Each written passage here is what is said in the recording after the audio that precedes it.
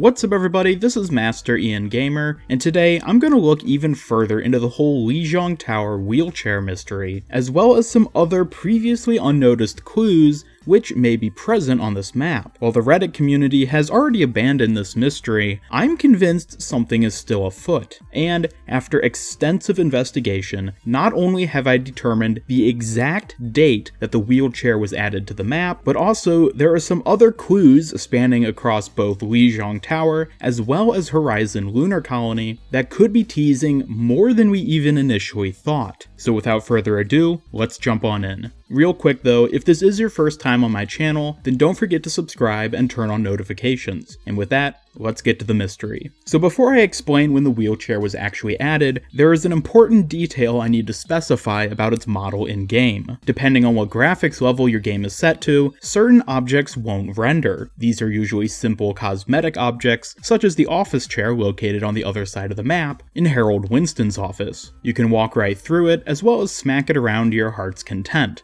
and it will not render when the game is run on low graphics. The wheelchair, however, isn't one of these objects. It has a physical hitbox, thus allowing you to collide with it, but not move it. Also, it will appear even on the lowest graphics settings. I will explain why this is important to know in a little bit. So first off, in order to prove that there was at one point an office chair here instead of a wheelchair, we have this first clip taken from a video published on July 2nd, 2016. I'll have links to all the reference footage I use, as well as timestamps listed down in the description, so you can easily verify my findings for yourself. Now, the most recent clear image of an office chair being in this location comes from this video published on April 24th, 2017. We need to slow it down a bit, but sure enough, we have an office chair, which is discernible by the rolly wheels on the bottom. Now, I will admit, we have no way of knowing exactly when this footage was recorded, as opposed to just uploaded. However, it's safe to assume that it was uploaded within at least a few days of when it was recorded. So, on the timeline of events, we now have proof that the office chair was replaced by the wheelchair sometime after late April 2017. But we can narrow it down even further. This footage, uploaded on August 21st, 2017, is the most recent footage that I wholeheartedly believe to be showing the absence of the wheelchair. Taking it frame by frame, we can see as the field of view covers this doorway that there is no wheelchair behind the desk. By comparing it to a screenshot I took from this exact same camera position, you can see that they should have been able to see it. Even with the grainy quality, the brightness of the wheelchair should be discernible, but it isn't there. And as I said at the beginning, regardless of the graphics level, which I even had set to low when I took this screenshot, the wheelchair will always be there. The absence of any chair whatsoever proves that at this point in time, this room still had a standard office chair, which isn't visible here due to the game being run on low graphics. Jumping ahead now to look at the flip side of things, the earliest footage we have of the wheelchair being present in this room is September 19th, 2017. Undeniably, it's there. So now we have a period spanning from August 21st to September 19th, during which at some point Blizzard replaced the standard office chair in this room with the wheelchair we have now. Moving on to the final step, let's take a look at when the game was patched during this time period. Assuming that the addition was part of a content update as opposed to a minor bug patch, there are only two updates that fit within this time window, being the Deathmatch update on August 29th and the Junkertown update on September 19th. However, the earliest known wheelchair footage, which was also uploaded on September 19th, was recorded before the update that same day, and we know this via the death markers visible during the match. The September 19th update also included the Mercy rework, as well as an update to the in-game death markers that switched them from showing a default skull over an ally's body to a portrait of the specific hero. And as we can see from watching the video in question, the presence of the generic skull death marker means this footage was recorded before the Junkertown update. thus meaning that the only remaining update to fit within this window of time is the deathmatch update on August 29th. This, my friends, is the exact date the wheelchair became a part of Lijiang Tower, and regardless of whether you think it has anything to do with Hero 27 or an upcoming animated short, you cannot deny the fact that Blizzard intentionally added this object more than a year after the game's release, and it then took more than 5 months for the Overwatch community to even realize it had been added. Whew.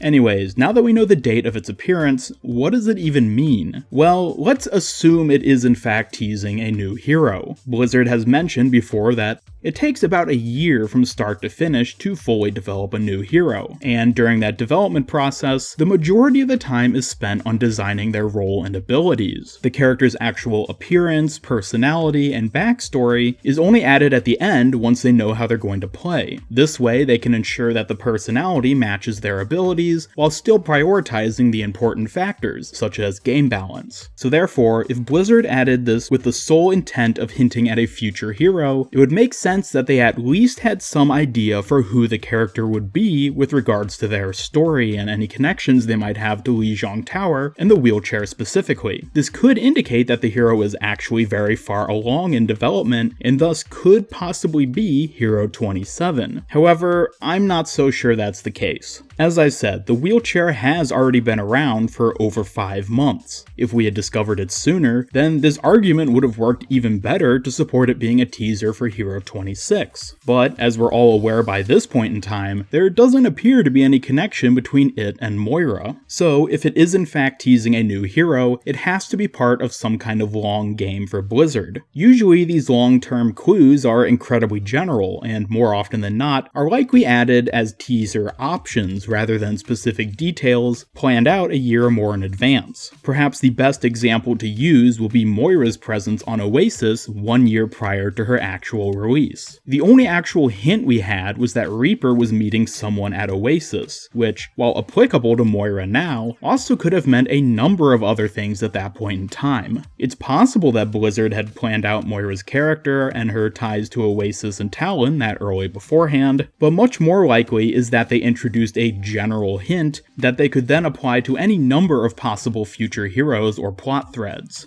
So could this wheelchair be just another one of these general teaser options? Again, I don't think so. Adding it to the map post-release was a clear and intentional act on their part. Given that it doesn't show up on any other maps, I highly doubt they would go so far out of their way to make this new object model for a teaser option that possibly would never even amount to anything. The much more likely answer to all this, in my opinion, is that it's somehow going to tie into a future animated short. And this could be even further supported by some other clues that people discovered on Lijiang Tower, being what appear to be a blood trail and handprints. I owe my thanks to many of you guys who pointed out these details to me, but the best summarization I could find of these details actually came from a Reddit post by the same guy who made the initial wheelchair post. I'll have a link to it down below. So of course, I've investigated these possible clues for myself, and with regards to the supposed blood trail, well, I'm not convinced. I guess it kind of forms a consistent trail across the map, but I have my doubts. For example, it's also visible in a couple places outside of the trail path, and overall, I just don't think it looks that much like blood. However, the other clue, being the handprints, seems more convincing. They're only visible from certain angles, but undeniably, they exist and are handprints. They actually cover a number of different objects in both offices on Control Center, and given that they appear exactly the same on every instance of a given object, means that they were seemingly just minor details added to the model textures. But it turns out they're a bit stranger than that. After investigating a number of desks, chairs, and tables on other maps, such as Hollywood and Volskaya Industries, none of them have any kind of handprints on them at all. As far as I could tell, Lijiang Tower Control Center is the only map to feature these specific details, with the one exception being Horizon Lunar Colony. Of all the map combinations to feature this very specific, very subtle detail, it was the two maps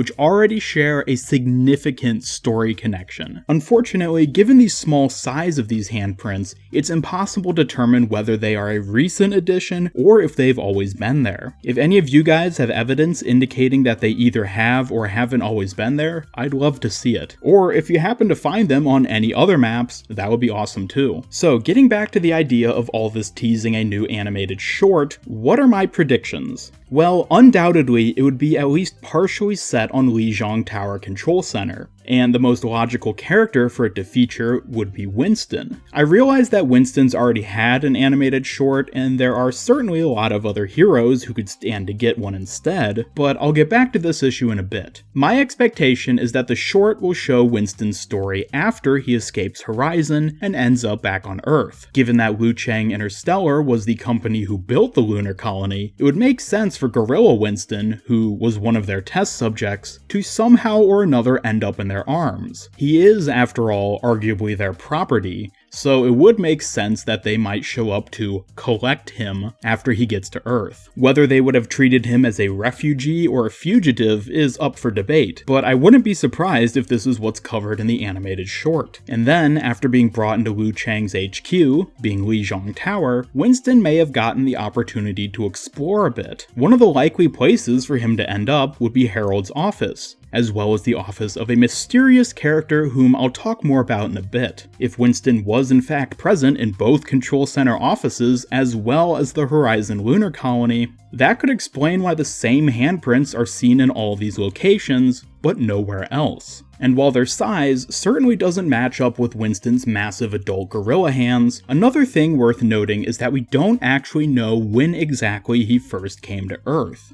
The general consensus I see in the community is that the scientist massacre and Winston's abandonment of the colony didn't happen until after he was already fully grown. However, this has not been confirmed. Given that we only see images and flashbacks of Harold Winston being with baby Gorilla Winston, it seems quite likely that Winston was still young when the other apes took over. Given his high intelligence, it also seems possible that, even as a youth, Winston managed to build the rocket he used to escape to Earth. And if this is the case, then that could explain the small size of the handprints on Lijiang Tower. He was still young when brought in by Lucheng Interstellar. However, while so far I've been talking primarily about Winston and his possible role in this theoretical animated short, I don't believe that his character will actually be the main focus of the cinematic. That will fall under the man who resides in this office here and is the owner of the anomalous wheelchair. And that man, I believe, is Liao. Not only would a character as important as the previously unseen 6th and final founding member of Overwatch be worthy of getting their own animated short, but also it could explain why this map detail was added so far in advance of their release. It's quite possible that Blizzard has been sitting on this character idea for quite a while at this point,